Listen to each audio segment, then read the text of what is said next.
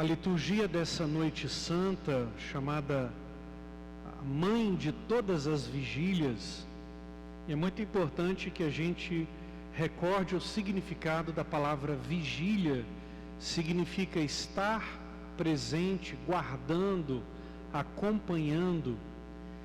Ela por si só é lotada de referências e de simbologias, não cabendo talvez hoje uma grande pregação. Esse ano de 2023 eu escolhi que nós então descortinássemos os diversos elementos e a riqueza da liturgia desse mesmo dia.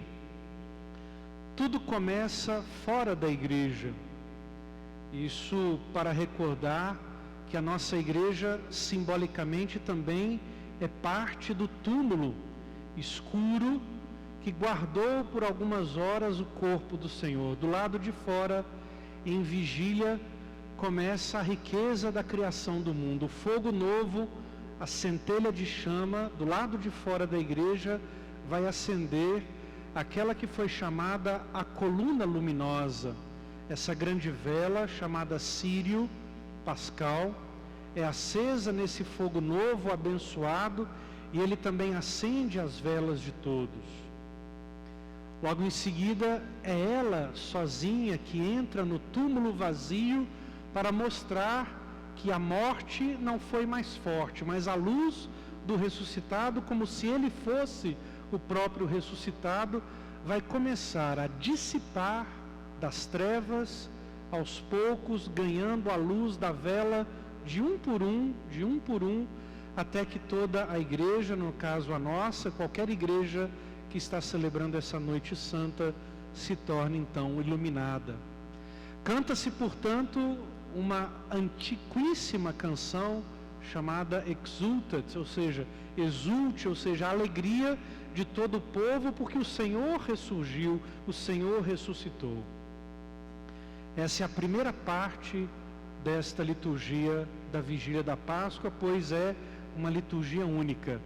Entramos terminando esse Exultet com o exórdio, palavra que significa chamada de atenção, uma exortação do presidente da celebração aqui, no recesso dessa noite, no recolhimento dessa noite. Antigamente essa liturgia era celebrada no mínimo a partir das 22 horas. Infelizmente, com o tempo, por causa de motivos de segurança, principalmente nas grandes cidades, nós não celebramos mais tanto assim à noite. No silêncio e no recolhimento, nós vamos escutar a palavra de Deus. É a atitude primordial do cristão, escutar.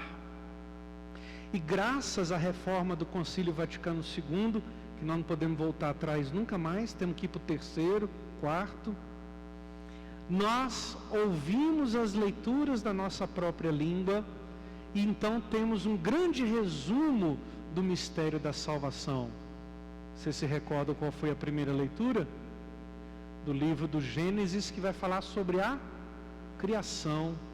Então tudo começa na criação. Depois se seguem outras grandes referências da história do povo de Deus. Também do livro do Gênesis, o sacrifício de Abraão. Foi ali que começou o povo de Deus, porque quem primeiro escutou a palavra foi Abraão. Então Abraão é o pai das 3 grandes religiões monoteístas do mundo. Primeira de todas, o judaísmo, depois o cristianismo, e depois Mohammed, o profeta, na região da Arábia, também é descendente de Abraão. Então os muçulmanos, ou Islã, a terceira e mais jovem religião monoteísta do mundo. Todos somos filhos de Abraão. Todos somos irmãos. Por que brigamos tanto? Porque os irmãos brigam, né? E as brigas mais ferozes são as brigas entre irmãos. Depois segue-se ainda outro momento, este sim, o central dessa noite de hoje. a leitura do livro do Êxodo, capítulo 14, a travessia desse mesmo povo judeu que um dia era escravo no Egito e atravessa o Mar Vermelho, aquela região geográfica que fica entre a península do Sinai e o país que hoje é o Egito, uma das civilizações mais antigas do mundo. O povo consegue ser liberto, faz a sua passagem. Em hebraico se fala Pesach, em português se fala Páscoa, não é? Então é muito importante, em inglês é muito interessante que a palavra Páscoa é Easter. Então Easter tem na raiz da palavra o leste, não é? O leste. Então o povo foi para a direção do sol. Então a Páscoa é a nossa grande passagem na direção do sol, essa luz, essa coluna luminosa que é o ressuscitado. Poderiam-se seguir outras leituras com seus salmos correspondentes, que terminam com o evangelho do anúncio da ressurreição. A liturgia da palavra vai se seguir na noite de hoje, terminada a liturgia da palavra, vai se seguir a liturgia batismal. Durante muitos séculos, era nessa noite que os novos cristãos eram banhados nas águas do batismo. Até há pouco tempo atrás, era exigido que um cristão que nunca tinha sido batizado, aliás, um neófito ou um catecúmeno que nunca tinha sido batizado, se preparasse por 3 anos. E nessa noite, somente nessa noite, ele pode ser batizado. Até hoje, mantém-se esse costume. Infelizmente, não mais 3 anos de preparação, se reduziu. Mas alguém que nunca foi batizado, que tenha a partir de 7 anos de idade, só pode ser batizado nesta noite.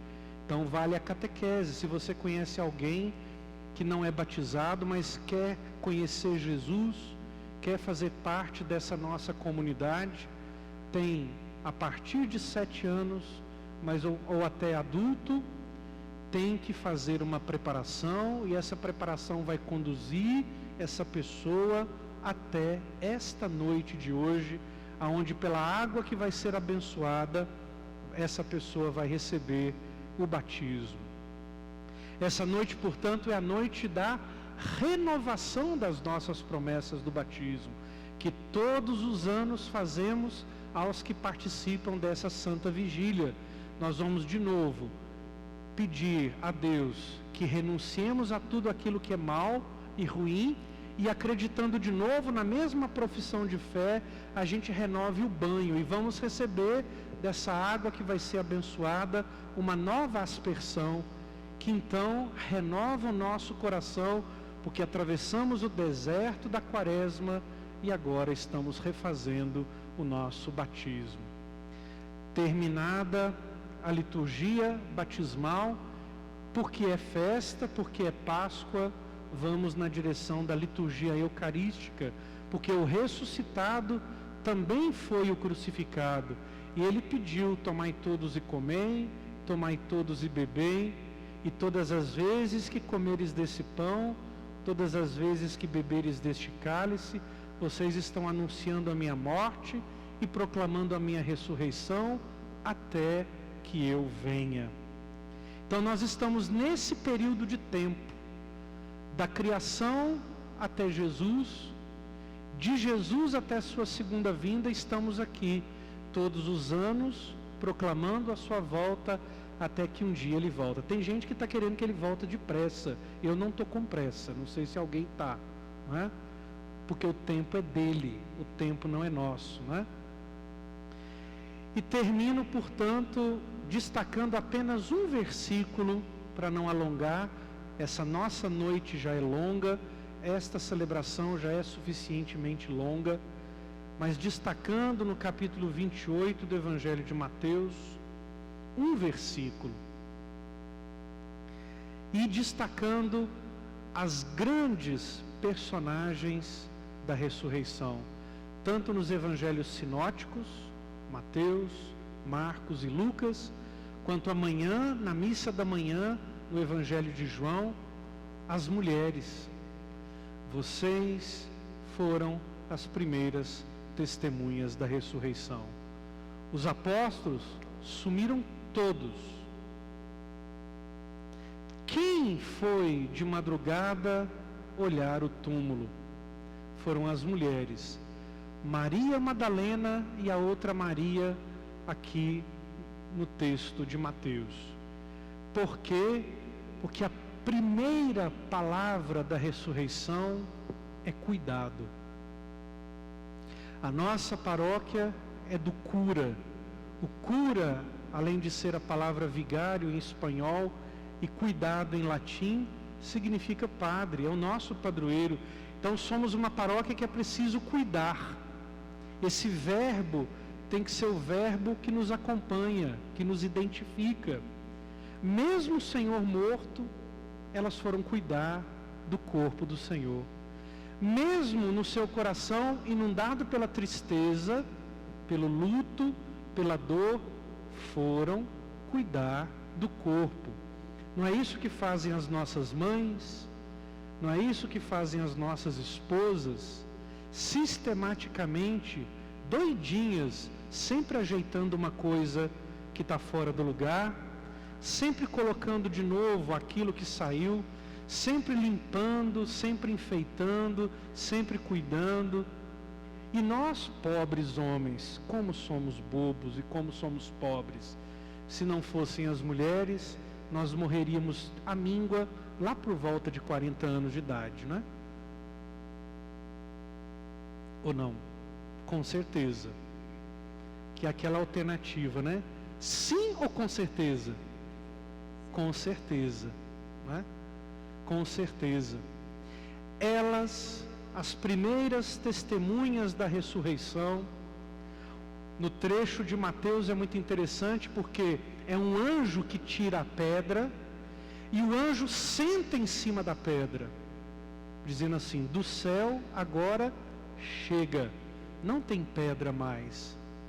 Não é mais para poder ficar nada fechado, nada sobre o túmulo, nada amarrado. Agora, sobre a pedra que foi um túmulo, só vai existir um anúncio. E o versículo que eu quero destacar é esse. De repente, versículo 9 do capítulo 28. Jesus foi ao encontro delas, porque elas saíram correndo, porque o anjo mandou elas anunciar, e elas são obedientes, elas foram, né? Elas foram anunciar, foram atrás dos discípulos. As mulheres receberam então, no meio do caminho, diz o texto, dá-se a entender que Jesus encontra-se com elas, repete aquilo que o anjo fala: alegrai-vos. As mulheres se aproximam, se prostram diante de Jesus, abraçando os seus pés. Elas se prostram diante de Jesus, abraçando os seus pés. Olha que imagem interessante. Primeira palavra que pode ser dita disso. É como se ela gritasse assim: não vai embora de novo não, Jesus. Não vai embora de novo não. Vou te segurar até aqui, porque a gente precisa do Senhor. Talvez não acreditando que fosse Ele, elas precisavam segurar os pés dele para ver se era um corpo de verdade ou se era um fantasma, se era uma aparição, se era alguma coisa diferente. Não, mas era o corpo de Jesus. Vamos fazer aqui uma licença poética. Provavelmente tocaram nos pés o local da chaga, do prego, e era Jesus. Mas o significado mais importante e mais belo, capítulo 52, versículo 7 de Isaías, nós rezamos e nós cantamos: como são belos sobre os montes os pés daqueles que anunciam a palavra de Deus. Como são belos os pés do mensageiro que anuncia a paz. Como são belos os pés do mensageiro que anuncia o Senhor. Ele vive, Ele vive, Ele reina, Ele é Deus e Senhor. Ele vive. só vocês. Ele reina, Ele é Deus e Senhor. É preciso que a gente abrace os pés do ressuscitado. É preciso que a gente abrace os pés e caminhe junto com os pés do ressuscitado. É muito importante que a gente não desagarre mais dos pés do ressuscitado. É preciso que a gente tenha os mesmos pés do ressuscitado, que vai dizer para as mulheres depois o quê? Não tenhais medo. Eu acho que agora é para dizer de uma vez, não é para ter medo mais, nem de pandemias, nem de perseguições, nem de fake news, nem de teoria da conspiração, nem de nada. Chega! O discípulo do ressuscitado é discípulo não do medo, mas da esperança, da alegria, da festa, do amor, da partilha, da generosidade. Quanto mais a gente partilha, mais a gente recebe. Quanto mais amor a gente dá, mais a gente recebe. Abraçar e segurar os pés do Senhor. Para proclamar as maravilhas de Deus, tem que ser o tom, tem que ser a guia, tem que ser a estrada que a gente vai abrir para essa Páscoa. Chega de medo, chega de cara fechada, chega de tanta coisa que não vale mais a pena segurar. Chega de passar e pensar no passado. É hora de seguir em frente, de caminhar, de não ter medo e anunciar aos nossos irmãos para voltar para Galileia. Hoje o Papa Francisco se centrou nesse final. E como eu não sou bobo nem nada, eu vou copiar o Papa Francisco, né? Ele disse, é isso, voltar para Galileia, lá que tudo começou. É lá que Jesus juntou Pedro, Tiago e João na barquinha, Pedro, Tiago e João na barquinha, no mar da Galileia. Foi lá que ele encontrou os outros, foi lá que começaram a acontecer os milagres e tudo mais. Voltar para Galileia. Qual a Galileia que você tem que voltar? Galileia, que é diferente da Judéia, é a beirada, é começar, é de onde você começou. Você consegue lembrar quando você começou a dar aula? Lembra, Rosa? Ana? Lembra do seu encerramento do seu curso de engenharia? Lembra da sua profissão de noviça, Marta? Lembra, né?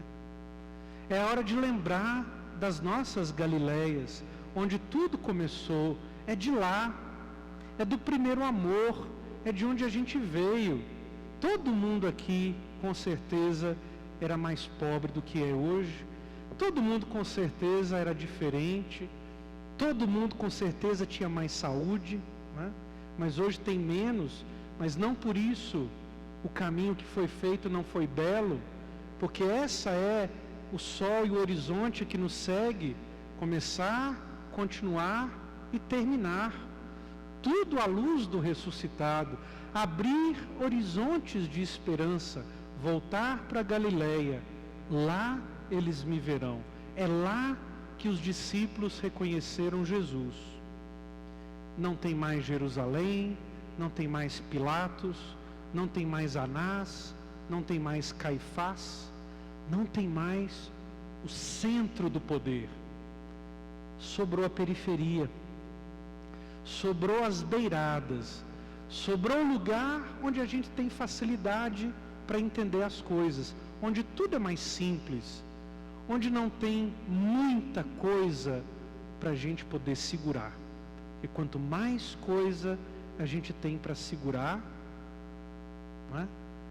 Mais pesada fica a vida. Era tudo mais leve. Nas beiradas do mundo, das cidades, dos lugares, tudo é mais leve, tudo é mais fácil, né? Vocês talvez, eu termino agora, deve ter pensado assim, mas nossa, padre, quando a gente começou a vida era tudo mais difícil, porque a gente sofreu muito, a gente ralou muito, para chegar onde eu cheguei, precisei de fazer muita coisa, mas, mesmo assim, era mais leve. Era muito mais leve, porque se tinha muito menos, e com o pouco que se tinha, se fazia muito. E hoje o muito que se tem precisa ser mais ainda, porque precisa ser partilhado. Muita vida pede muita partilha. Jesus ressuscitou de tanto viver. Essa é a frase que vocês vão guardar hoje. Jesus ressuscitou de tanto que ele viveu. Um único segundo para Jesus foi tão vida que não tem jeito. Ele voltou, ele precisou viver mais. Jesus ressuscitou de tanto viver. É preciso então viver muito, muito. Não desperdiçar um único instante da nossa vida.